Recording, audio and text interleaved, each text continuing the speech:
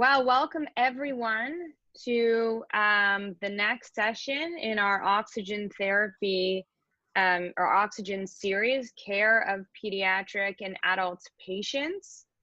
Today we're going to be talking about oxygen therapy in adults, and we have quite the impressive panel today. Dr. Cheryl Gooden is with us, Division of Pediatric Anesthesia, Yale School of Medicine. Dr. Alhassan Datti Mohammed, Anesthesiology, Aminu Kano Teaching Hospital. Dr. Anna Crawford, Anesthesiology and Critical Care Medicine, Stanford Global Anesthesia. Dr. I'm so sorry if I do not say this correctly, Papytcho Ntambwe, Anesthesia and Critical Care Medicine, Livingstone Central Hospital. Dr. Vanessa Mole, Anesthesiology, University Hospital Zurich and Emory University School of Medicine. Dr. Paulin Banguti, Anesthesiology, University of Rwanda, College of Medicine and Health Sciences. And Dr. Honorine Ingabire, Anesthesia, University of Rwanda. Next slide. Before we begin, I'm just going to run through a few of our Project ECHO etiquette guidelines. Project ECHO is based on a foundation of love and respect. Please respond kindly rather than react if you disagree. It is everybody's responsibility to keep ECHO a safe space. Please test your equipment ahead of time. We will be using the chat function for questions and answers. So at the bottom of your screen, you'll see a chat box. Please, throughout the session, feel free to send questions through the chat box, and we will spend a lot of time on questions and answers. We do have an interpretation available in 3 languages. We have French available. If you choose, there's an interpretation on the bottom right of your screen. Interpretation button. We have French available, so you can choose the French option. We have Swahili available, so for that, please choose the German option. And I believe we should have Amharic available shortly. And for that, please choose the German option. Please let us know if you have any questions. Any IT issues, please send a message through the chat or by email to echo@assistinternational.com. And please, if you're going to be on video, please position your webcam effectively to show your face if you're alone or to capture your entire group. So with that, I'm going to pass it along to Dr. Anna Crawford to start us off.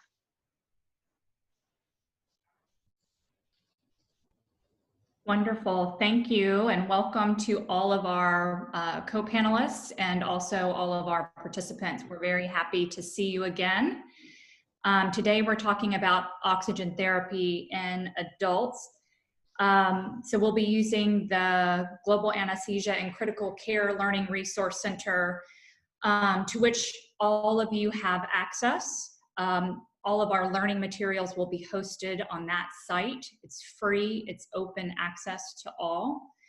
The webinar will also be uploaded after the session. Additionally, all the questions and answers from the chat box will be uploaded. The answers will be ensured they're complete, and also if there are references, we will connect those to the answers. I just want to mention that this is the 4th session in a series that we're doing on oxygen, and some of the key messages of why we're talking about oxygen. First, pneumonia is the leading cause of death in children under 5 years of age. Oxygen is a first therapy for patients with severe acute respiratory infections and acute respiratory distress syndrome. Hypoxemia increases the risk of death, but is easily detected by pulse oximetry. And pulse oximeters and oxygen therapies can decrease patient deaths by 1/3. So with that, we can get started. I'm going to go ahead and share my screen. I'm going to ask Dr. Mole to text me if there are IT issues.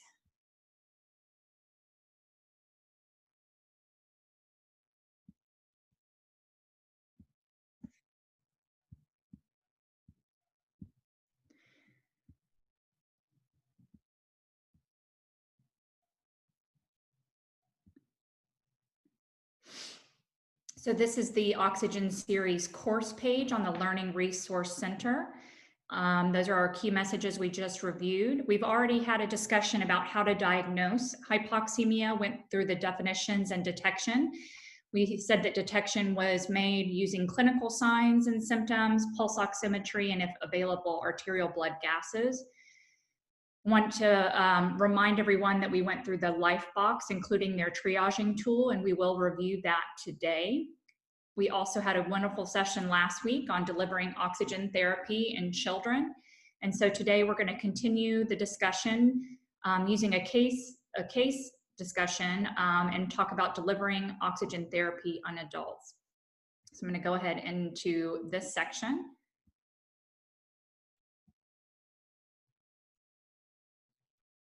Before we get started on the video, I do want to share with you a few features of the Learning Resource Center, since we've had some questions about that. If you go to the courses, there's a course on oxygen, there's a COVID-19 section, and then there's also a Fundamentals of Critical Care Medicine section. These are probably the 3 highest yield courses that we are working on to address the needs, especially in the context of COVID-19. I also want to point out on the left panel of the Learning Resource Center, the path describes the different learning modules that you can go through for each session. But if you look just to the right, there's a Learners tab. If you click on that, you can see many other participants and learners from across the globe. You can send them a message directly. Here's the host, Global Anesthesia and Critical Care. You can send us a message. Additionally, if you click on the Discuss tab, you can type a message and it will go out to anybody and everyone who has signed up for the Oxygen Series course. So after the webinar, if you have questions and you want answers from your colleagues across the globe, you can type a message here and it will be sent out to all of us who have enrolled in the Oxygen Series. So this is a really great community feature, and I think building a network across the globe is a great way to share information and learn from each other. So I just wanted to point that out. I also want to show when you have a PDF form, there are several features here. There's a side panel, so you can actually see all the pages of the PDF. There's a zoom function. You can either click here and zoom in or out on the document. So if you want to see it from further away or closer up, and then you can flip through the pages here as well. When we go through the videos, not the ones that are uploaded such as this one, but the videos that we make, they have built-in transcripts. So you can speed up the video or slow it down. We realize we have a lot of non-native English speakers, and so sometimes the videos may go too quickly. So you can slow those down, and I'll show you how to do that when we get to our video. So the first thing we're going to do today is review the clinical signs and symptoms of respiratory distress in adult patients. I'm going to play for you again this video that we have seen previously and ask you to type in the chat box the signs and symptoms that you see in this patient who has respiratory distress. So anything that you see as part of a respiratory distress, the signs and symptoms, we'll ask you to type those into the chat box while watching this video.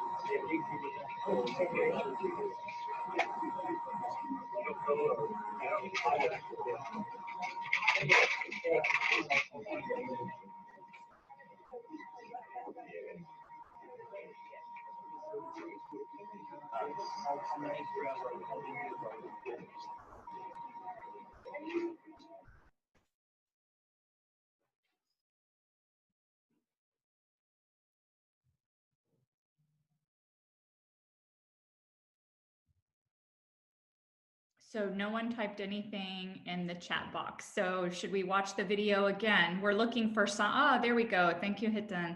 We're looking for signs and symptoms. There you go. Perfect. Here they come. Labored breathing, subcostal, intercostal recession, dyspnea, chest indrawing, dyspnea. I think all of those answers are correct. I would say that dyspnea, tachypnea, yes, perfect. Abdominal breathing, wonderful. Rib recession, correct, correct. Use of accessory muscles, great.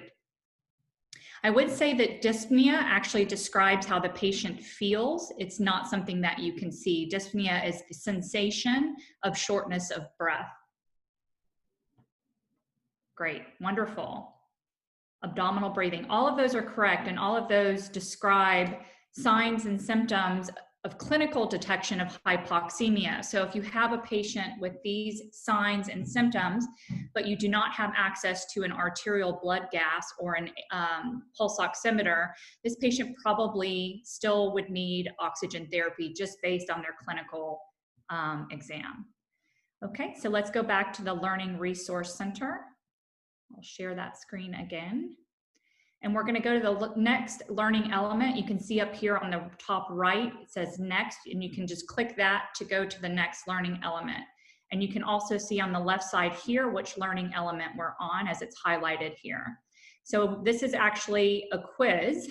So we're going to start off with a test of your knowledge on oxygen delivery in adults. So type your answers in the chat box. Is the following statement true or false? An increased work of breathing with a respiratory rate of 27 breaths per minute is always an indication for supplemental oxygen. So I'll give you about 30 seconds to answer that question.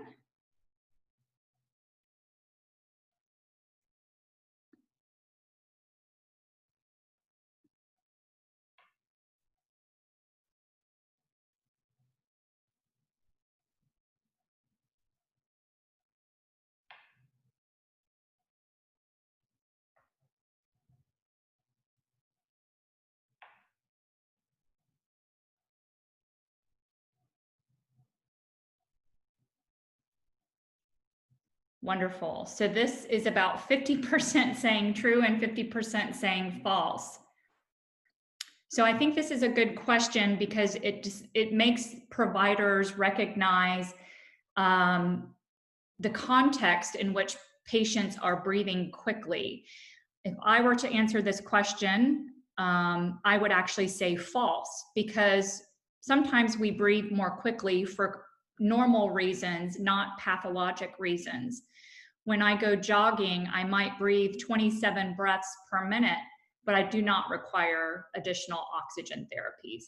So just remember that when you have a clinical sign or symptom, you may or may not,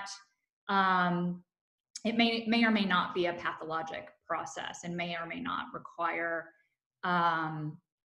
oxygen therapy. All right, let's go to the next question. Which one of the following oxygen delivery devices delivers the highest fraction of inspired oxygen for adult patients? A is simple face mask at 10 liters per minute oxygen flow, nasal prongs or cannula at 5 liters per minute oxygen flow, CPAP using 0.5, also known as 50% FiO2, non-rebreather face mask at 10 liters per minute oxygen flow. So I'll give you another 30 seconds and we'll have those answers come in through the chat box.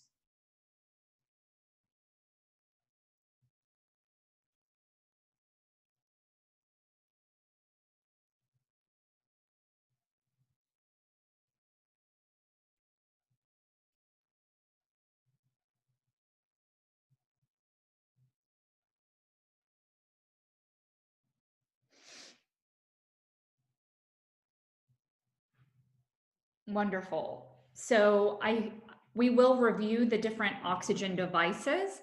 Most people are saying either CPAP at 50% FiO2 or non-rebreather mask with a reservoir bag at 10 liters per minute flow.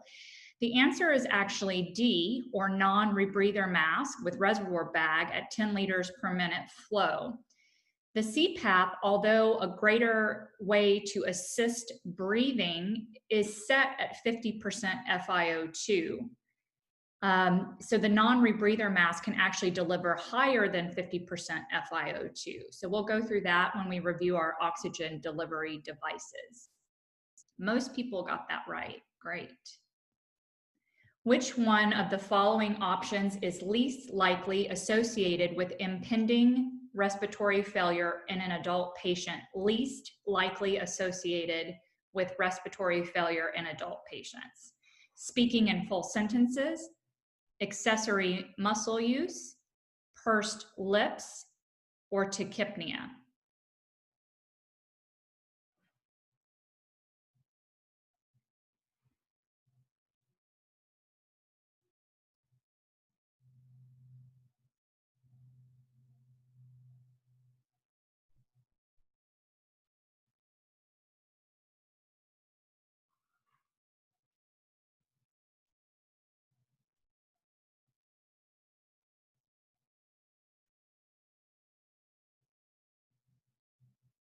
Wonderful. Everyone is getting that right. So I'm going to stop the 30-second timer and continue to move on.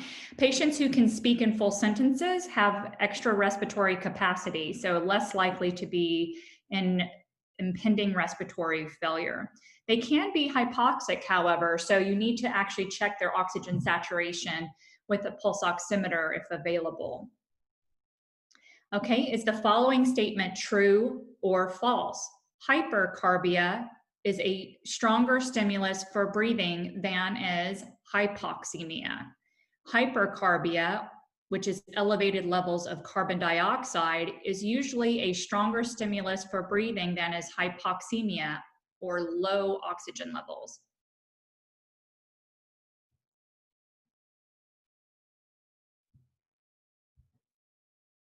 And you guys are winning, doing really well on this exam. You don't even need 30 seconds because everyone is answering that question. Wonderful. Okay, this is the last quiz question. Is the following statement true or false? According to the LifeBox triage tool, using pulse oximetry, the goal SpO2 for adult patients is 92 to 96%, unless they are pregnant. Then the goal is 90 to 96%. True or false?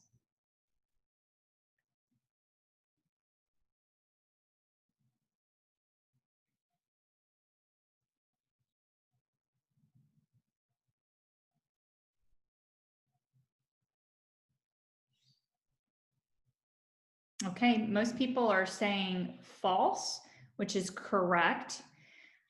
There's 2 points here. One, that the goal for certain patients on the SpO2 is higher than other patients, and pregnant patients are one of those categories where the SpO2 goal is different.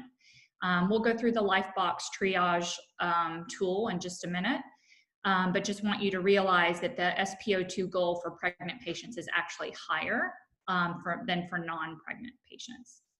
Great. Wonderful. So we're going to next review the oxygen delivery devices, the oxygen wall chart, which helps to triage patients with COVID-19, and then the LifeBox triage tool, which also helps you to triage patients and treat patients with oxygen in the COVID-19 setting. So we'll go to the next learning module here, which is the oxygen delivery devices. Since you answered your quiz questions correctly, I'm going to assume we can go through this somewhat quickly. I'll go zoom in a little bit to 75%. These are for oxygen delivery devices in adults. So we're only going to review the oxygen delivery devices for adults. The first device we'll talk about are the nasal prongs. You can use these in children as well. The flow is usually 1 to 5 liters per minute, and the fraction of inspired oxygen delivery is between 28% and 40%, dependent upon the flow. So that was one of our quiz questions, was which oxygen device can deliver the highest FiO2? So nasal cannula delivers FiO2 between 28% and 40%. We're going to skip the nasopharyngeal catheter because as you can see, it's only indicated for infants and children. So we'll skip through that and go to the oxygen face mask. This is also called a simple face mask. The flow can be anywhere from 6 to 10 liters per minute, and the FiO2 is 44 to 60%. So higher than the nasal cannula, but not the highest FiO2 we can deliver. The answer to that question for the highest FiO2 delivered was from this device, which is an oxygen face mask with a reservoir bag, also known as the non-rebreather. It can be used in both adults and children. The flow can be between 10 to 15 liters per minute, and that allows you to deliver an FiO2 between 60% and 95%. The reason is when you have the 10 to 15 liters of flow of oxygen coming in, this reservoir bag should inflate. Once this reservoir bag inflates, it's filled with 100% oxygen. So as the patient inhales, they entrain mostly oxygen from this reservoir bag, allowing a higher FiO2 to be delivered. The last non-invasive device we can talk about is the Venturi face mask. I'm just going to zoom out so you can see this whole page. This can also be used in both adult and children. You can see the flow is 4 to 15 liters per minute, and the fraction of inspired oxygen ranges from 24% to 60%. Those ranges of FiO2 are dependent upon the valve size, and usually the valve size is indicated by color. So you can see you attach a valve device to where the oxygen is connected to the mask, and the size of that valve is either bigger or smaller, entraining more or less air. So you have more or less room air mixing with the oxygen, which can give you variable levels of fraction of inspired oxygen. Great. So I'm going to stop screen sharing for just a second and see if there are any questions about the oxygen delivery devices, and then also ask our panelists to discuss what oxygen delivery devices are most commonly seen in their settings, and how they would use nasal cannula versus simple face mask versus non-rebreather. So Dr. Datti, may I start with you? Would you be more likely to have a Venturi mask available or a non-rebreather mask available? The latter, that's the non-rebreather. That's what we have mostly amongst other devices. And you use simple nasal cannulas often? Yes, we do. It's common, and most of our staff, they are used to that. But my observations, they will need more training, because with this new learning result, I've seen gaps and opportunity to really get them how to use them properly. Nice. I'm glad you're liking it. And then in the higher resource settings, we also have high flow nasal cannula. Do you have that available in your setting? Pardon? High flow nasal cannula, is that available in your setting? It's a separate device, I think. No. Yeah. Not readily available.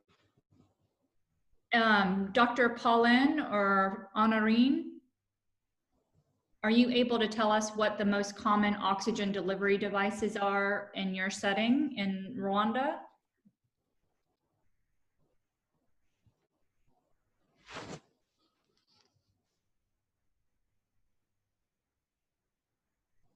I think you are muted. Paulin? I think you're muted, sir.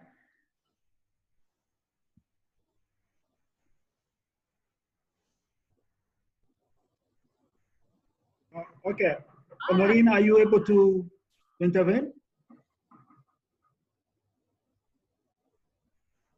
Okay, while waiting for an Honorine, she'll let me know when she's ready.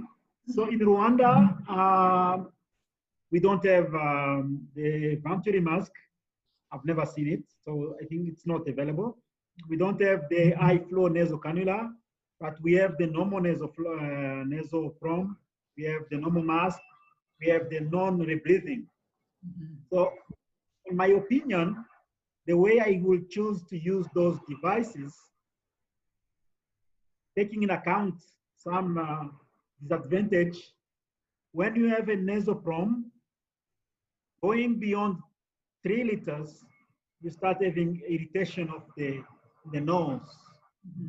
So the benefit versus the inconvenience is becoming, so the benefit of beyond 3 liters on nasoprom, I don't find it very much.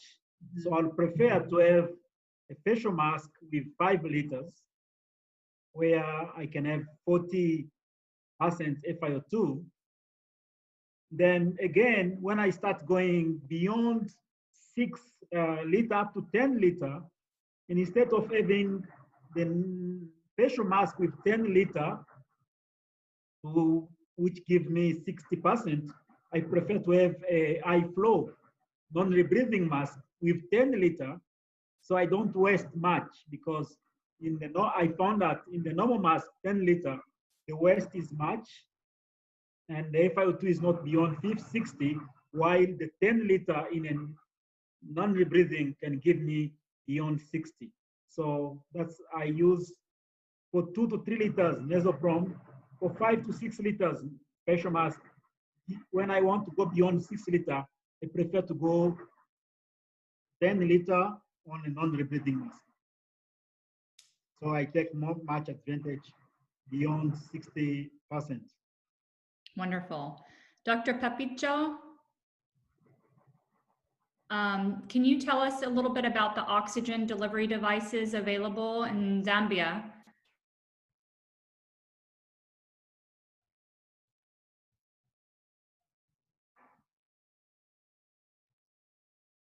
I'm not sure if he's hearing us or unmuted. So I think, Dr. Paulin, you bring up a couple extra really great points. Hello, can you hear me, Anna? Oh, yes, good morning or good afternoon. Oh, yes. So maybe a challenge in terms of connection, internet, but otherwise I was able to get you. Wonderful. Yeah. What delivery devices are basically, yeah. Yeah. I first have to agree that in terms of devices, in most of the districts, especially district and hospitals, it's quite a challenge in terms of what they use to deliver oxygen. The most available in those remote area, it's just the nasal pump. Sometimes you might not even find a non-rebreather face mask. Most of the time, it's just a nasal pump that is available there. And actually, even the source of oxygen sometimes is also a problem. You only find like only concentrators, because it's a challenge to go deliver a cylinder of oxygen there. So what is mostly used there, just nasal pumps, and then the varies between 1 to 2 or 2 to 4, something in between that range. So yeah, now in the big institutions like where I am, we have the privilege of having a variety of delivering devices. That is why now we use either based on the clinical presentation on what I want to achieve, I'll go either for nasal pump or I'll go for non-rebreather face mask. And recently I managed to get some Kano venturi mask if I really want to achieve better in terms of IO2 delivery. Thank you. I think these are all great points to consider when we talk about delivering oxygen therapy in our patients, whether adults or children. One is it's very important for all providers to become familiar with their institutions and what is available, both from the oxygen delivery devices, but also the oxygen supply. As Dr. Paulin mentioned, if you are using higher flows on the wrong device, you actually waste oxygen that doesn't enter the patient. So if you're using a nasal cannula at high flow, it may not be the best device for a patient because of waste of the oxygen supply. Also, he mentioned higher flows on nasal cannula disrupting nasal mucosa and causing problems. So one thing that you need to consider when you're using flows above 4, 5, 6 liters is humidification. So the higher flows would also need humidification. I got another private message that in another hospital in Rwanda, they have nasal prongs. They have a simple face mask and sometimes the face mask with a reservoir bag. So I think it's important to realize if you have nasal prongs that the uppermost flow would be around 5 to 6 liters in adult patients. And then with the non-rebreather, it should be at least 10 liters flow because that's how the reservoir bag is filled with oxygen. In higher resource settings, we are also using something called high flow nasal cannula. I think it's important for people to realize that high flow nasal cannula is not a normal nasal cannula at high flow. It's actually a separate device. Dr. Moll, do you use high flow nasal cannula in Zurich, in Switzerland? You need to unmute yourself, I think, Vanessa. Yeah, sorry about that. Yeah, we do use high flow nasal cannula, and it has, especially in the ICU setting, become quite the new thing.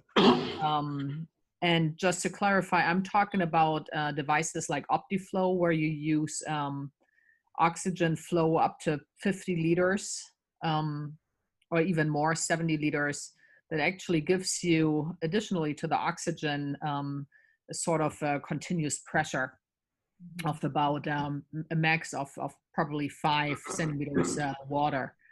And when you use high flows like that, of course, everything is drying out. So they are all connected to a humidifier.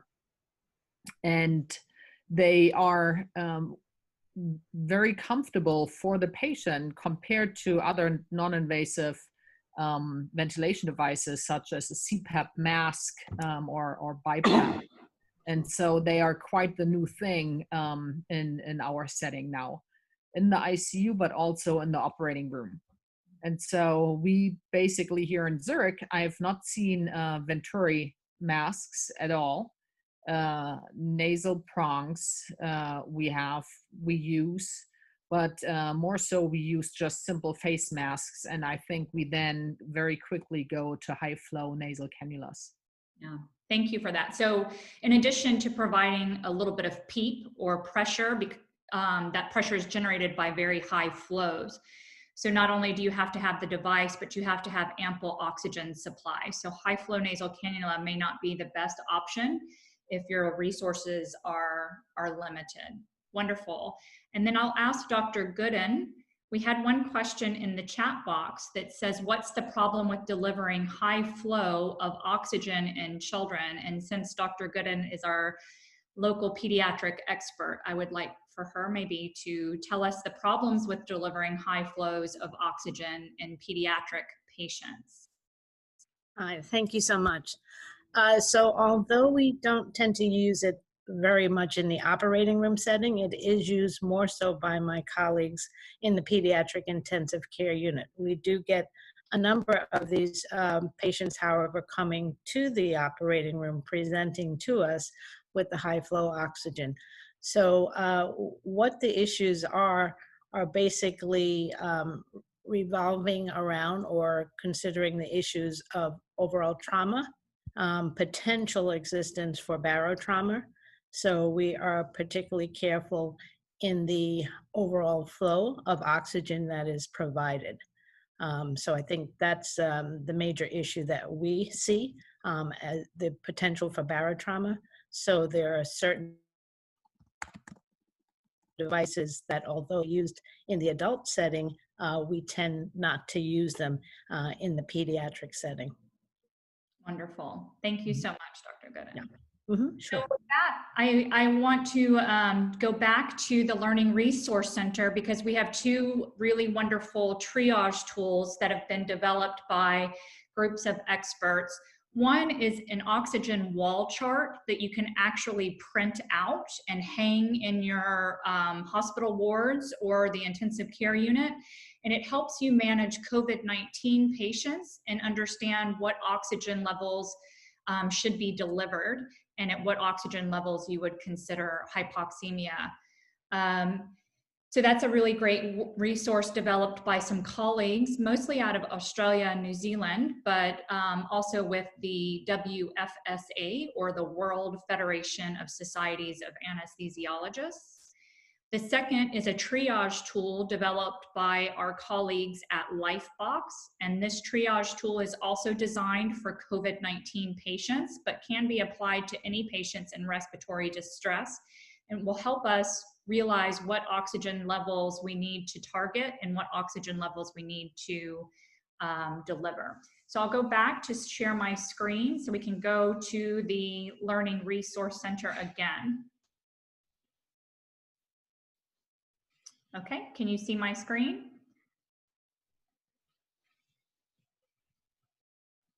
Okay, I'm gonna assume that's a yes and go to the next. Yes. Okay, wonderful, thanks Monica. To the next learning element, you can see this is a PDF form. I have the sidebar open so you can see that it has 4 pages. I'm gonna close this sidebar. We're gonna focus on the 4th page. And I'm gonna zoom out so you can see the document a little bit better. So this is for oxygen therapy with limited resources, which we just talked about some of the limitations we have in our settings. Also targeting COVID-19, severe acute respiratory infections, and pneumonia. They want the key points to be practical oxygen therapy, but also prevention of infections in hospital staff. So when you suspect and confirm the diagnosis of COVID-19 infection, you can do it by case definition clinically or by laboratory test. You want to place a simple surgical face mask on the patient. If you don't have simple surgical face mask, you can use a double layer facial covering. So some of us have these homemade masks, but it needs to be 2 layers to be more effective. Start your infection prevention and control measures per your facility, and consider your staff's personal protection. So staff should be wearing PPE. And then you also need to make sure that you disinfect all the medical equipment and hospital spaces that come into contact with a COVID-19 positive or PUI, a person under investigation. So all COVID positive PUI patients should be treated similarly. If you suspect severe pneumonia and confirm the need of oxygen, so you have respiratory signs and symptoms, then you need to check with your pulse oximeter. If the SpO2 is less than 90%, then you have confirmed with the pulse oximeter and you should start oxygen therapy. This chart, similar to what we just discussed, lists the different delivery devices from nasal prongs to oxygen face mask to reservoir bag, also known as the non-rebreather, to Venturi oxygen face mask. So you can see the flows that you would use on each one of these devices. While you're delivering oxygen to the patient, especially if it's a PUI or COVID positive patient, you want to, once you place your oxygen delivery device, recover the patient's nose and mouth with the mask. As you start to increase your oxygen delivery with flow or pressure, you will start to potentially aerosolize or generate aerosol droplets from the patient's nose and mouth that can contain virus particles and can be infectious to staff.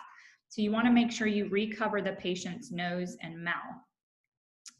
At low flows, you don't have to use humidification, but as we mentioned, when you start to get above 4, 5, 6 liters of flow, you may want to consider humidification for those patients. In resource limitations, it's oxygen supply or oxygen delivery devices, access to monitoring the oxygen supply, and consider disinfection of prongs and masks.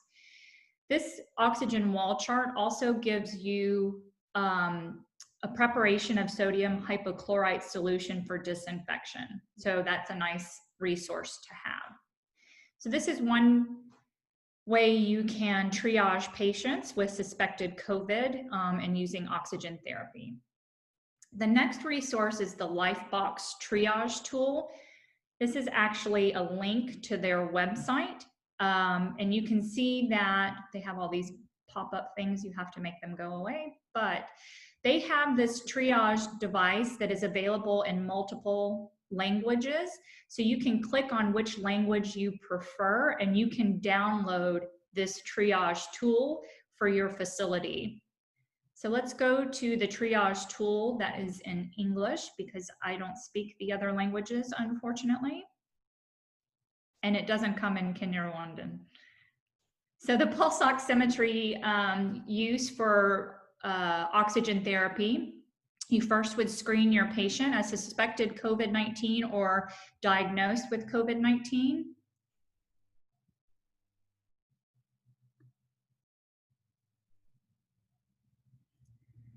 So you would screen for fever, cough, or shortness of breath, and then a respiratory rate that is elevated. So for adults, it's different than for children, it's different than for young children, infants, and neonates. So the respiratory rate is age dependent. Emergency signs of respiratory failure include obstructed or absent breathing. Another emergency sign is severe respiratory distress, central cyanosis, patients in shock, coma, or having convulsions. Those are considered emergency signs. If your patient goes through this screening and has none of the above, then you would follow your normal monitoring protocols and infection control.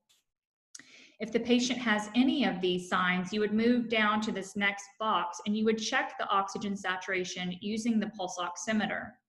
If emergency signs, you would give oxygen immediately without checking the pulse oximeter or before checking the pulse oximeter. Many times these things happen at the same time. If the patient's saturation is greater than 94% and they do not have emergency signs, you can continue to monitor them as indicated here. Again, instituting your infection prevention and control measures. If, however, the patient's oxygen saturation is below 94%, you want to begin supplemental oxygen. You can start with nasal prongs. You can initiate at 5 liters for adults or 1 to 2 for children and titrate the flows. Your goal SpO2 is greater than 90%. You need to recheck your pulse oximeter after 15 minutes. If the patient's clinical exam changes or emergency signs develop, you need to recheck the oxygen saturation more quickly. And if the signs worsen, you need to recheck it every 2 to 5 minutes and continue to titrate your oxygen flow rates again for a goal of 94% and if there's emergency signs present. If the saturation is greater than 90% without emergency signs after you start the oxygen, then you would again continue to monitor this patient. You can check their vital signs and pulse oximetry every 4 to 6 hours while they're on oxygen. Again, your goal SpO2 is between 90 to 96% in adult patients. If their SpO2 is higher than that, you can start to turn down the oxygen flow rates. We mentioned in our quiz that for pregnant patients, you want to maintain an SpO2 at a bit of a higher level between 92 to 96%. If your SpO2 after starting oxygen is below 90% or emergency signs or symptoms are present, then you want to go to a higher level of care. You would use a face mask with a reservoir bag if available. If head hoods are used in infants, you can use that for the pediatric patient population. And again, you want to recheck your SpO2 after 15 minutes. If your patient develops emergency signs or the SpO2 continues to be low despite oxygen at your highest level available, then you want to admit this patient to a higher level of care if available, and that includes the intensive care unit. So at this point, once you're considering using a higher level of oxygen, such as non-rebreather, you need to also be considering higher level of care for the patient. So if you have a step-down unit or an intensive care unit, you need to be notifying those providers to come evaluate your patient.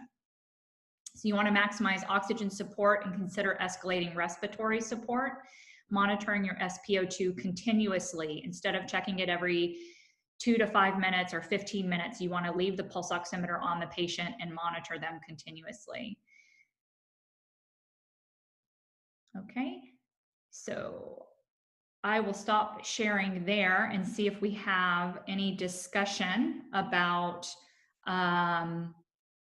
the triage tools.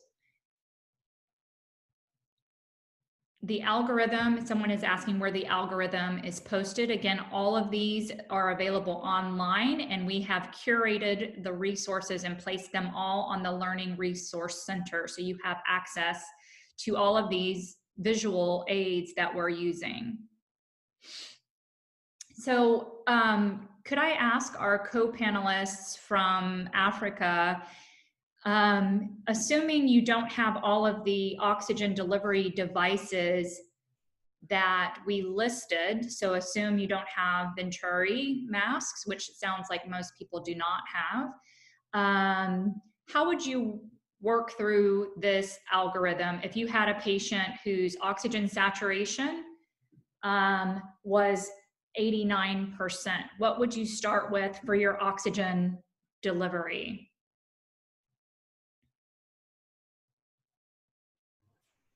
So Dr. Datti, Papytcho, Paulin, Honorine. Yeah. What would you start with? Hello once again. You can start with the nasal prongs, the simple nasal prongs. In fact, I wanted to say that many years ago, when when nasal prong was not even common, and I need to give supplemental oxygen, I found an ingenious way to give that. So I improvised using the NG tube feeding. What I do, I just cut and make 2 openings. So it's not nasal prongs now, but I do get the results. And now perhaps I will need to look at that again to see the effectiveness between these two, because those in limited resource settings may find it very useful. Because these limited resource settings, you can be rich today, tomorrow you don't have this. So you must learn to improvise. So it's not really country specific, it can even be within the hospital. This unit don't have this today and so on. This is clear. So I will start with the nasal prongs. Wonderful, thank you.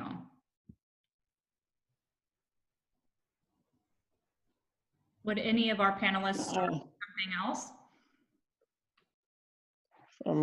I think I also start with nasal prong, but if I'm in a situation where it's not there, I would say I'll use what's available. If nasal prong is not there, then I'll move directly. If the face mask that is there, then I'll just go to face mask, and maybe I'll have less choice or what type of face mask to use. Then yeah, sometimes we don't have much privilege of getting what we should use, but we use what's available at hand at the time of the emergency. That, I mean, when it comes, yeah.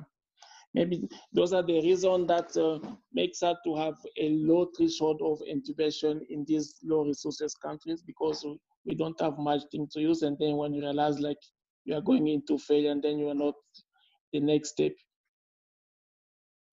I mean, it's just to move for the invasive type of ventilation.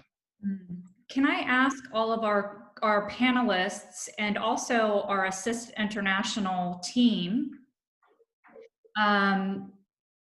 What is the best way to advocate for increasing resources, such as oxygen delivery devices? Is there a way as healthcare leaders you can advocate for these resources? Would it go through your hospital administration? Would it go through the Minister of Health? What is the best way to procure more oxygen delivery devices and oxygen supply?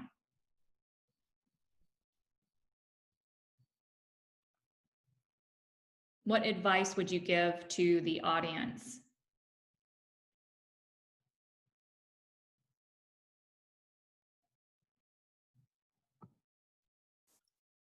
So, Anna, in my experience, and of course, this is in a high resource setting, I will generally try to get all stakeholders involved.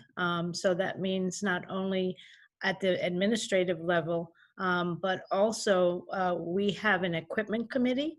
So we meet generally on a monthly basis to discuss any type of new equipment that we think might be vital to management of our patients, for me, particularly in the pediatric setting. And then we basically take that to our administration and give them good rationale, including whether looking at the literature to support our discussion or why we feel these particular equipment is vital to the care of our patients. And generally speaking, that has worked well for me in the children's hospital setting. Wonderful, thank you. Dr. Paulin, may I ask your opinion on this question? What strategies do you use to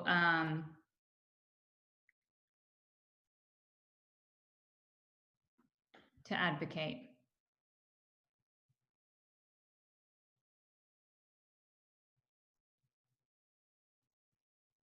Okay, so let's move on. We're going to do the case. Can I? Oh, yes, go ahead. Yeah, maybe I would say, as Dr. Datti mentioned earlier on, like you never know when you have and then when you don't have. So what we do best is to advocate people to know how to sterilize those small things and then to keep them for reusable for the next time. But the point comes is when or how many times do you reuse it, or when do you decide not to discard it? And then when discarding it out, do you have something else to replace what you are throwing away? So that is a timing that, or maybe the factor that we have to consider and put in mind, like how often should we use it, and then when do you decide to change it, and then so that you tell people who are capable of purchasing it for you, then the situation of knowing that this thing is now running out, and then have to look for some. And sometimes it's even difficult to find it on the local market. We have to say that most of these small things, we rely more on donors or people like you. When you're coming down here, you would say, you know, the challenges that in such institutions, you can carry 3 or 5 non-rebreather face masks in your suitcase and come and then donate to an institution. So it's a bit difficult to say you can have a strategy or a way of replacing them often as much as you need them for use. Yeah, that was my point. Wonderful. Thank you for sharing that.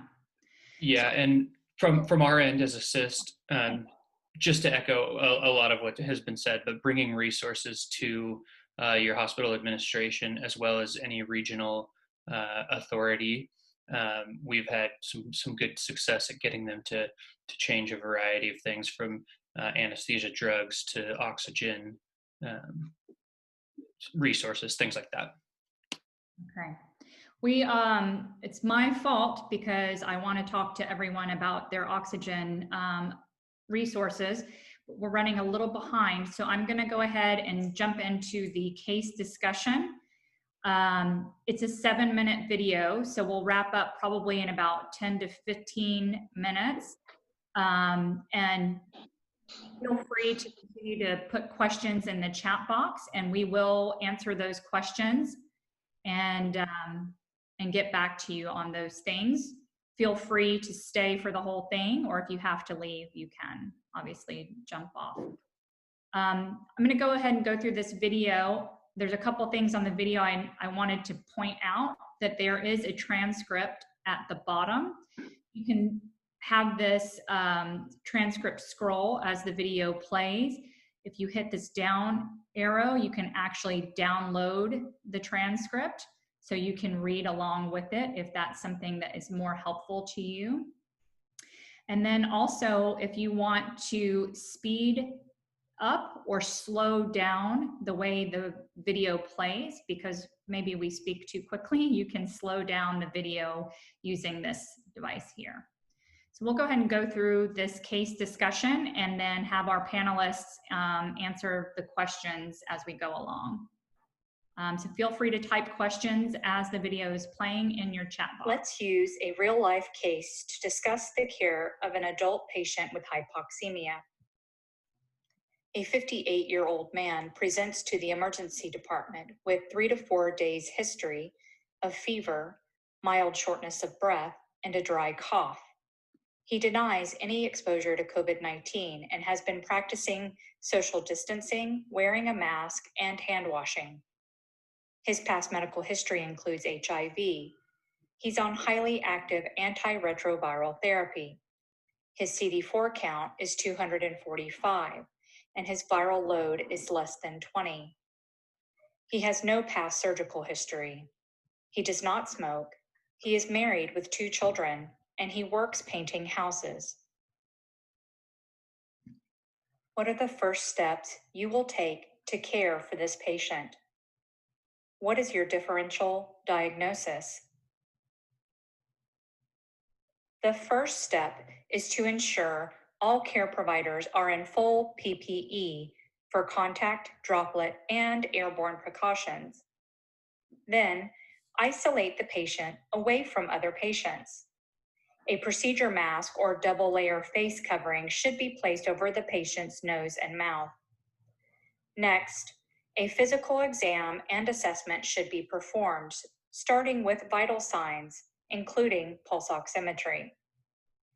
Supplemental oxygen should be provided immediately, even before pulse oximetry, because the patient is showing signs and symptoms of respiratory distress. During physical assessment, providers should pay close attention to the patient's breathing status, including respiratory rate, work of breathing, whether there is accessory muscle use, and whether the patient has the ability to speak in full sentences. A breathless patient breathing quickly and unable to speak in full sentences will need a higher level of support than a patient who is breathing comfortably. Differential diagnoses include, but are not limited to, pneumonia, pulmonary edema, congestive heart failure, asthma, or drug use. Respiratory failure can be either hypoxemic or hypercarbic in nature. This is a triage tool developed for use in suspected COVID-19 patients. It uses both clinical signs and pulse oximetry to assist providers in triaging their patients. It is available on the Learning Resource Center and also on the LifeBox website. Answering the first question for our patient, he does have a fever, cough, shortness of breath, and a respiratory rate greater than 22. He does not have emergency signs of obstructed, absent breathing, severe respiratory distress, cyanosis, shock, coma, or convulsions.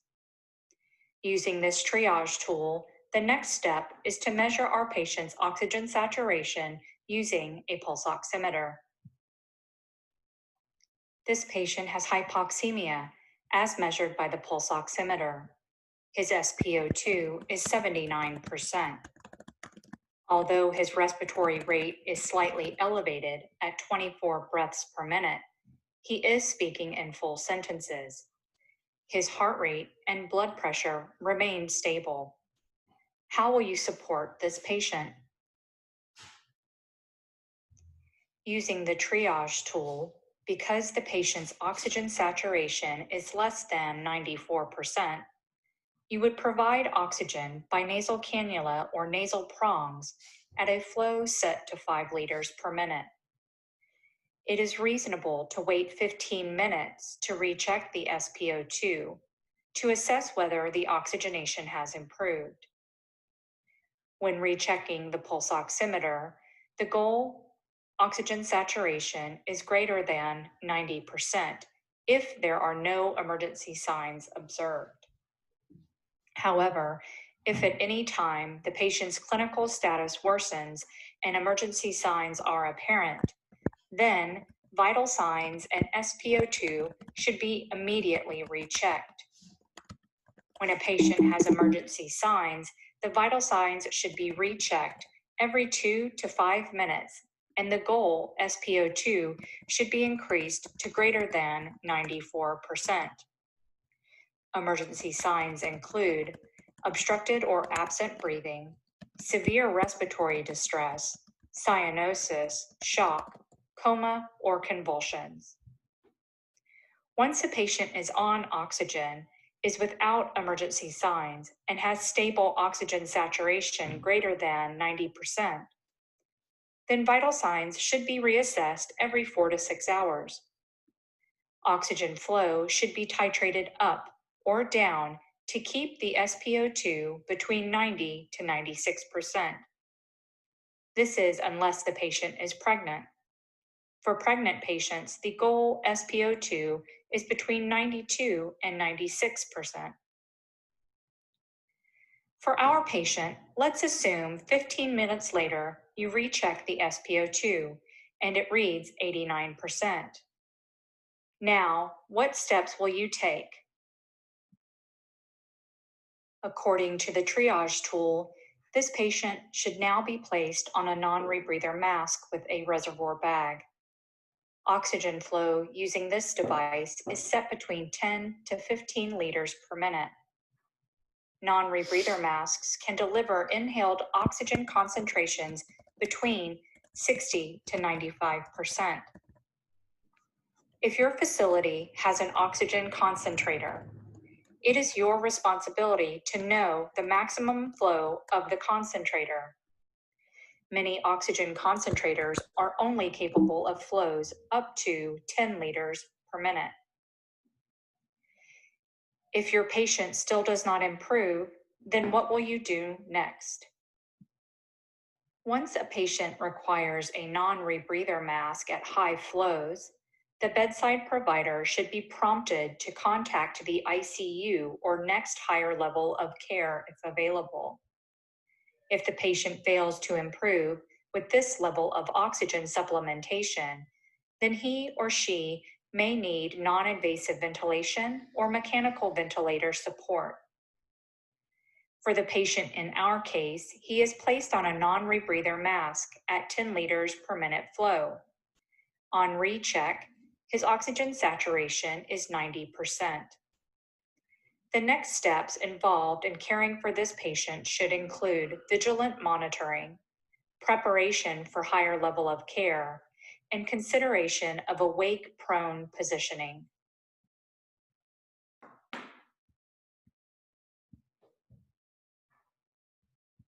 Wonderful. So we have a lot of really great questions in the chat box.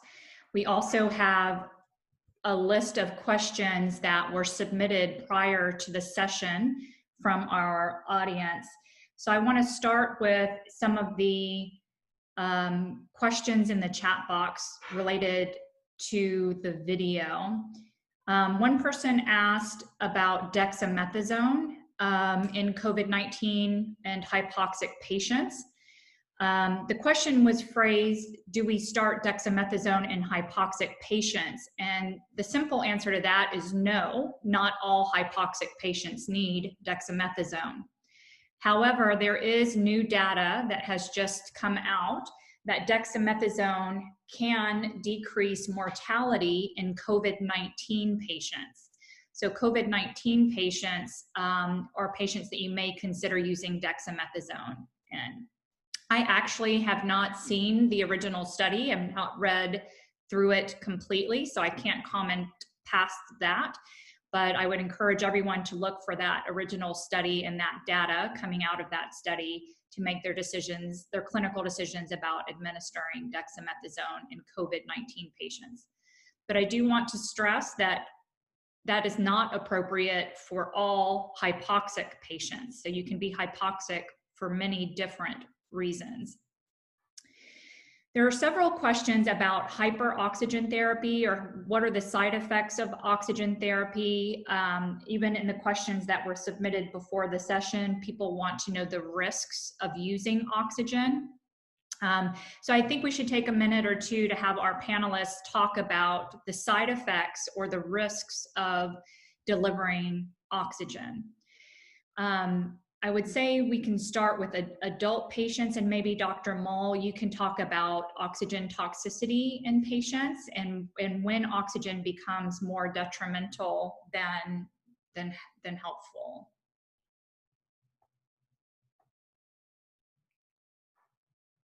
You're still muted, Dr. Mull. Sorry, did it again. So oxygen actually has a U-shaped curve when you look at hypoxemia to hyperoxia. So hypoxemia, clearly, as we know, is detrimental and causes tissue hypoxia, adrenergic responses. It can exacerbate pulmonary hypertension. It's bad for your brain. We know all of that, but the human being is also not made for hyperoxia. We are more used to hypoxia, for example, when we climb mountains, when we altitude. When we have hyperoxia with too high of an oxygen supply, it leads to a higher oxygen pressure in our blood. So it then leads to vasoconstriction. It leads to oxidative stress. Oxygen can cause the development of oxygen radicals to build and form, and the oxygen radicals are then bad for cells, which can lead to apoptosis in general, but also to pulmonary damage. So it's really a U-shaped curve, and you want to be somewhere in the normoxic range. So I would say probably if you're above, 300 millimeters of mercury or higher than 250, you're probably too high. And just keep in mind that too low is bad and too high is also bad. Does that make sense? Or Anna, shall I explain? Thank you. That's a good explanation of how and why hyperoxia may be detrimental. I think it might be also good to discuss how you would determine that if you don't have access to arterial blood gases. So practically speaking, would you agree that the non-invasive devices, with the exception of maybe the non-rebreather, you probably do not have to worry about oxygen toxicity? I would also perhaps say that if you're on an invasive form of oxygen delivery, such as a non-invasive mask, CPAP, BiPAP, or the intubated, mechanically ventilated patient, that you could use oxygen at the highest level for as long as you need it, but that you should try to titrate down the oxygen as quickly as possible if the patient does not need that. So typically when I'm taking care of patients in the intensive care unit, I try to target an FiO2 of 60% or less as soon as I can. Obviously, if the patient needs oxygen, they need oxygen, but I try to target 60% or less as quickly as I can. What would you agree with that, or do you do things slightly differently? I would totally agree with that. And fortunately, we have pulse oximetry available here. And so usually when I round in the ICU, I tell my residents to titrate the oxygen down to in an otherwise healthy patient to 90, 92 to 96.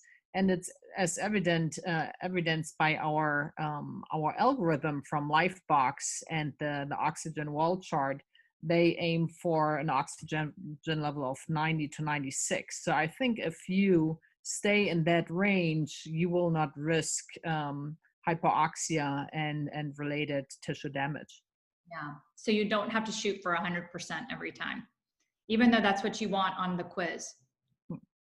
I have another great question. It says, despite using a non-rebreather mask, if the saturation continues to drop, what do we do next?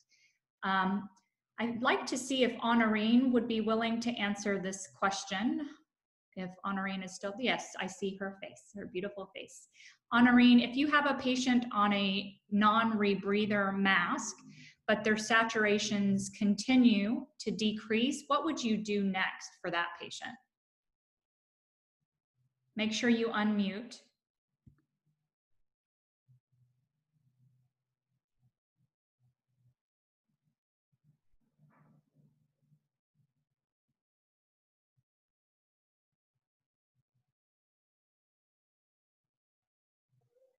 Depending on the condition of the patient, I will start invasive or non-invasive airway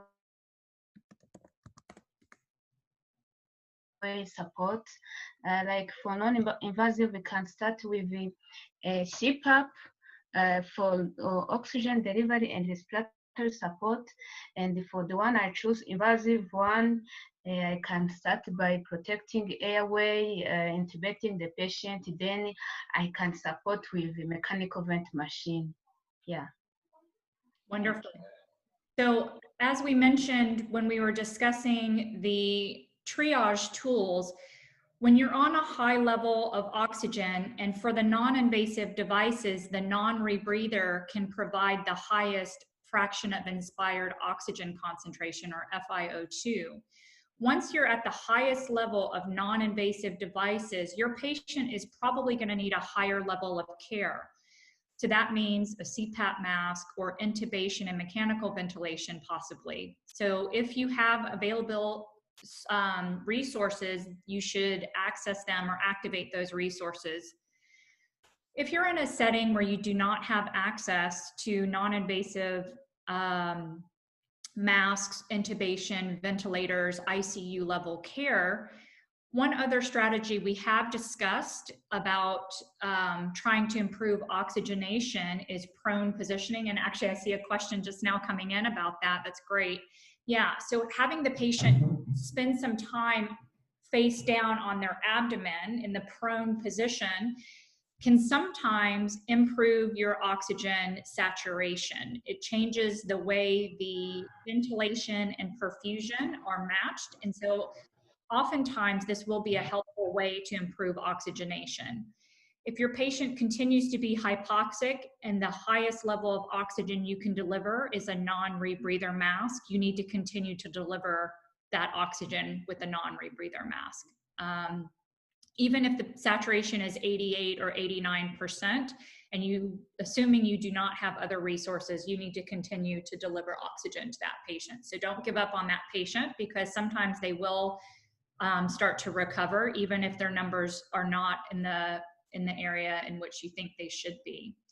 We have another really great question. It says, is hypoxemia the decreased measure of hemoglobin saturation with oxygen as measured by pulse oximetry, or is hypoxemia the decreased amount of oxygen at the cellular level?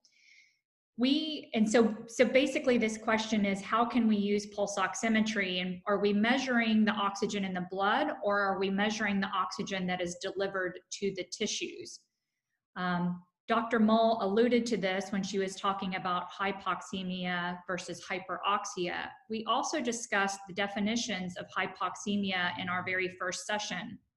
So to review that, hypoxemia is a measure of oxygen in the blood. So it's measured either the partial pressure of oxygen is low, or the oxygen saturation, the percent of hemoglobin that is saturated with oxygen is low. There was another question, so that's hypoxemia. Hypoxia is slightly different. Hypoxia is the oxygen that is delivered to the cells and the tissues.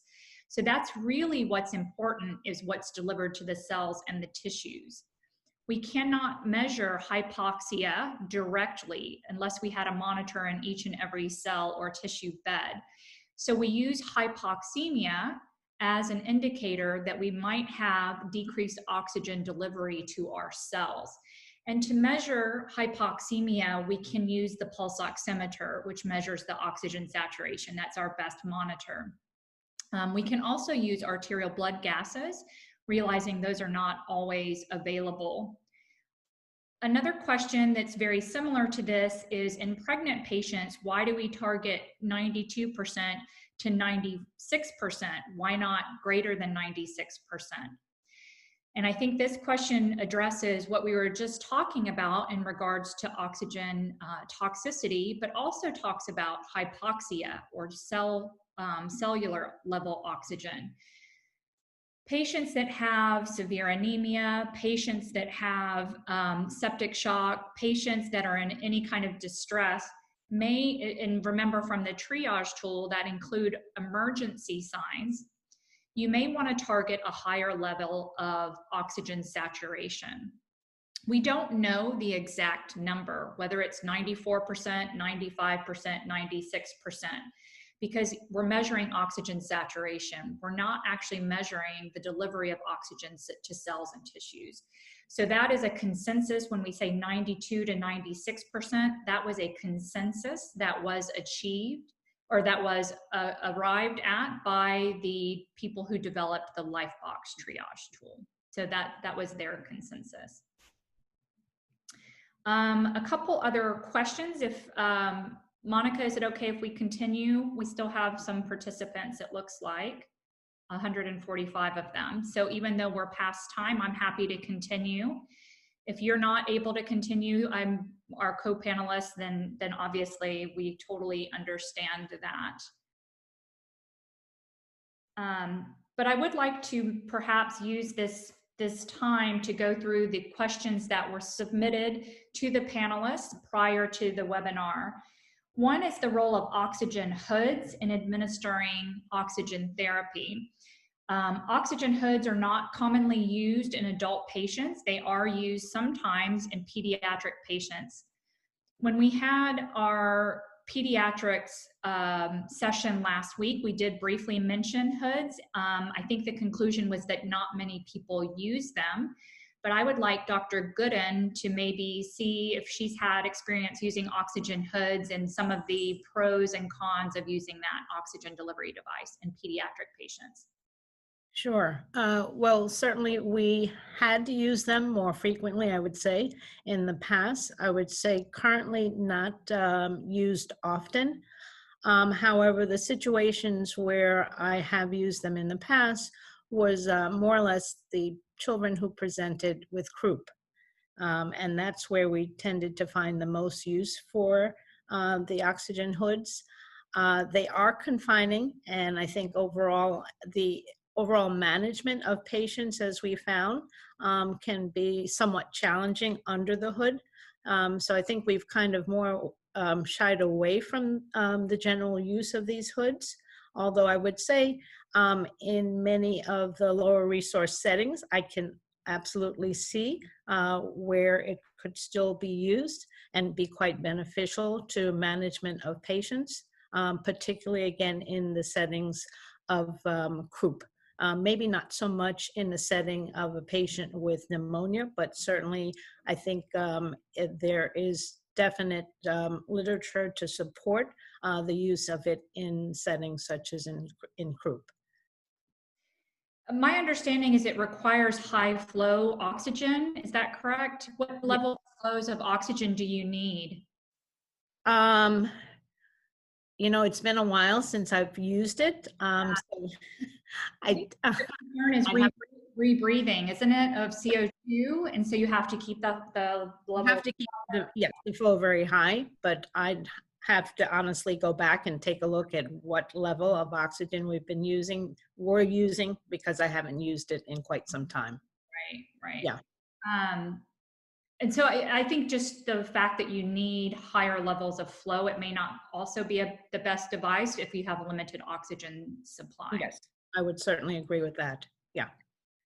Contraindications to oxygen therapy. I would say there's not a real contraindication to oxygen therapy, except maybe Dr. Gooden, you can talk about oxygen therapy in pediatric patients. So certainly. And I think I would echo a lot of what Dr. Mall had mentioned earlier with regards to the adult use. I think a lot of that plays into what we consider in pediatrics, but I think one area specifically where we do have concerns with the amount of oxygen delivery is in the preterm, so in prematurity. And the major concern there is retinopathy of prematurity. So we really tried to limit the overall concentration of oxygen that we are using in those patients.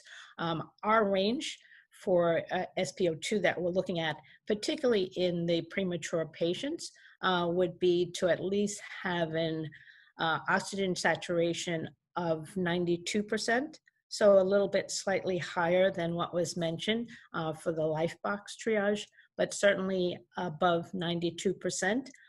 We try not to go any higher than 96%, again, keeping in mind the detrimental or potential detrimental effects of the higher use or concentration of oxygen in our premature infants. Wonderful. Thank you so much. So I'm looking at some of the other questions that were submitted to the group. So a lot of these we've covered already through our discussion, but if you have anything else to add, we can also discuss that. So how do you prescribe oxygen? I think we discussed that pretty thoroughly using our triage tools, especially in the COVID-19. We talked about non-rebreathers. We talked about oxygen hoods. We talked about at what saturation does one start oxygen therapy. And if you look at our triage tools, that's an SpO2 less than 90%, or if the patient has clinical signs and symptoms of respiratory distress. What flow oxygen is recommended? We talked about that, to titrate your oxygen up or down based on your pulse oximeter or the patient's clinical improvement. Contraindications we just addressed. What problems and risks are associated with oxygen therapy we discussed. Can oxygen therapy damage the brain? How would you answer that question? I would defer to Dr. Mole for adult patients and Dr. Gooden probably if you want to talk about the pediatric patients.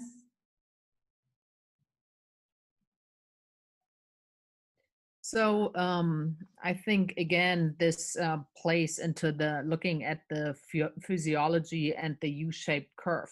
So a higher oxygen can lead to vasoconstriction, and that might potentially damage the brain. Certainly, outcomes in patients who had a myocardial infarction and were kept on a hyperoxic level showed worse outcomes. So you again want to make sure you are in a sort of normal oxemic range. And that being said, I think we tend to always want to have the 100% on our monitors or pulse oximeters. And so I think it's important that you, when you prescribe the oxygen, that you give limits, that you don't only say the oxygen should be above 90%, but you limit the upper range of oxygen as well, so that when other providers, such as our nursing colleagues, for example, manage the oxygen in the ICU or in the ward, that they actually have a guidance, because otherwise everybody just loves to see the 100% there, and you don't get the down titration of oxygen. Yeah, that was my point. And while I'm still on and I'm not muted, I just wanted to briefly talk about the CO2, because I think that was a question as well that was sent to us. When you have a patient that's apneic, how much does the CO2 rise? And so there is a paper from the 80s that describes that the first minute of apnea, your CO2 will rise by about 11 to 12 millimeter mercury. I can't really remember if it's, I think it's 11.6 or something. And then the following minutes, it will rise by 3.4 or 3.5. So that gives you a ballpark of how fast your CO2 will rise in an apneic patient.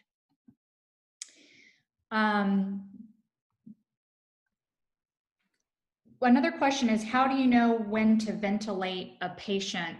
Honorine, would you mind to talk about your decision-making when you see a patient who's in respiratory distress?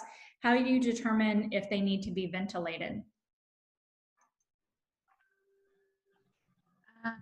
Thank you. For indication of ventilation, we have to the patient who has unable to ventilate himself, unable to oxygenate himself, and then the patient who is unable to protect his or her airways.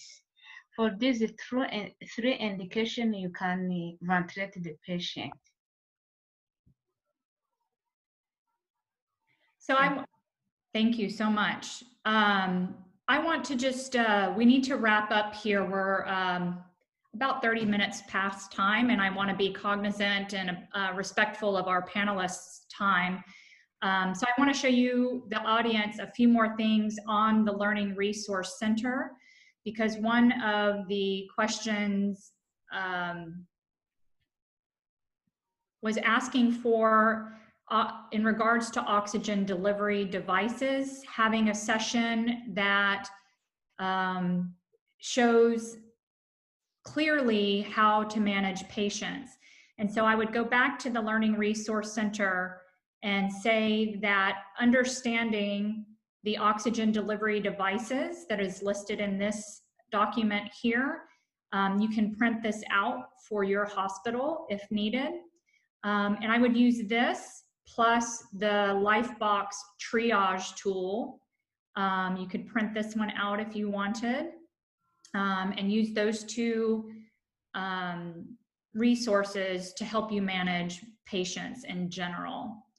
I also would like to just go back to the other courses that you can view. So we have, let me go, sorry, I have a different page. But within the Learning Resource Center, we have the Oxygen series, which is what we've been discussing for the last few weeks. But we also have a course on COVID-19, and we also have a course on the fundamentals of critical care. We are adding materials to all of these courses every single day, so you can continue to check back. But some of these talk about, we had another question about managing ICU patients. So we are trying to add as many resources as possible to the ICU course. You can access any of these courses for free, and you can share them with all of your colleagues. There is, on the ICU course, some hypoxemia and non-invasive oxygen therapy resources that you can review. There's also a section on airway management. And what we talk about in this section is airway management prior to intubation. We talk about indications for intubation and mechanical ventilation. We talk about manual ventilation. So when you use a bag mask device, we have tools on airway assessment and some of the basic principles of intubation and airway management in this section. So I would argue that for this session, it's outside of the scope and we're running out of time, but please know that we will continue to add resources to the Learning Resource Center for all of our audience members, their students. You can share these widely. Remember to use the discussion tab and the community page. If you have additional questions, you can ask all of the people that use this Learning Resource Center. So not just panelists, you have access to now hundreds of people that can perhaps help you find the answers you're looking for. So feel free to use this Learning Resource Center. We've built it for you. Exactly. So again, I wanted to say a sincere and heartfelt thank you to all of our wonderful panelists. I really appreciate you taking your time to share your expertise and your knowledge and your experiences with me and with all of the participants. So thank you so much. And thank you again to Assist International for bringing us all together for these wonderful education sessions. So, murakoze cyane. Thank you. Yes, thank you, Dr. Crawford and all of our panelists. This was fantastic. Thanks to everybody who attended for all of your questions. Great discussions going on, and I'm looking forward to us being able to continue those discussions. I'd like to thank our sponsors, the GE Foundation, the ELMA Foundation, UBS, and Grand Challenges Canada. Before everybody leaves, we do have a QR code that we're going to show that will take you to the WhatsApp group where this conversation can continue. Or as it was mentioned earlier, you will also be able to continue this conversation on the Learn World platform as well. And then one last thing before we wrap this up, we do have a short poll. If you guys wouldn't mind taking a few minutes and doing that. And then otherwise, we will look forward to seeing you all next week.